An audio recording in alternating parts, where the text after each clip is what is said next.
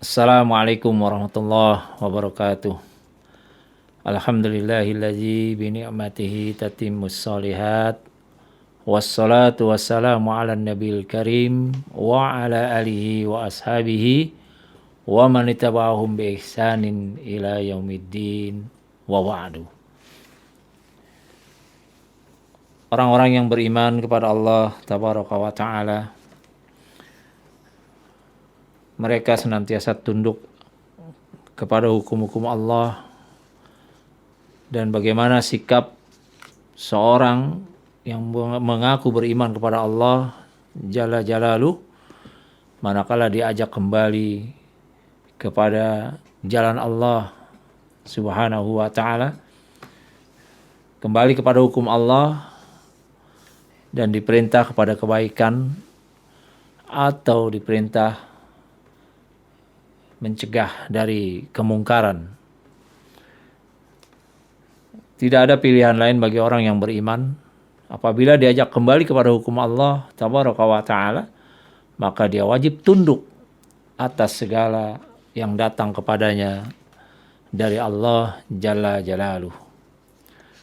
Allah Subhanahu wa ta'ala berfirman di dalam surah An-Nisa ayat 65, "Fala wa rabbika la yu'minuna hatta yuhaqqimuka fima syajara bainahum thumma la yajidu fi anfusihim harazan mimma qadaita wa yusallimu taslima." Maka demi Tuhanmu, mereka tidak beriman. Hakikatnya mereka tidak diakui keimanannya di hadapan Allah Subhanahu wa ta'ala, manakala mereka tidak menjadikan Muhammad sallallahu alaihi wasallam sebagai hakim dalam perkara yang mereka perselisihkan. Kemudian mereka tidak merasa keberatan dalam hati atau diri mereka terhadap putusan yang kamu berikan, yakni yang Muhammad sallallahu alaihi wasallam berikan, dan mereka menerima dengan sepenuhnya.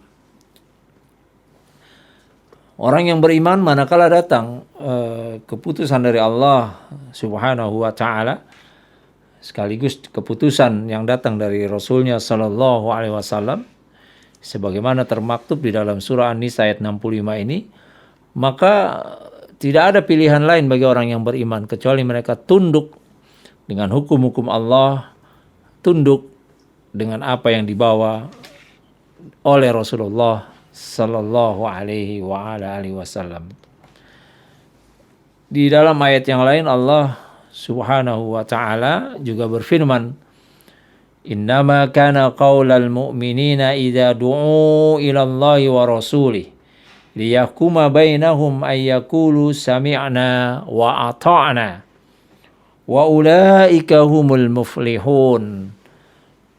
Sesungguhnya jawaban orang-orang yang mukmin, yakni maksudnya jawaban yang layak mereka ucapkan sebagai orang yang beriman, bila mereka diajak kepada Allah dan Rasulnya agar Rasul memutuskan perkara di antara mereka, adalah mereka mengucapkan, kami mendengar dan kami taat.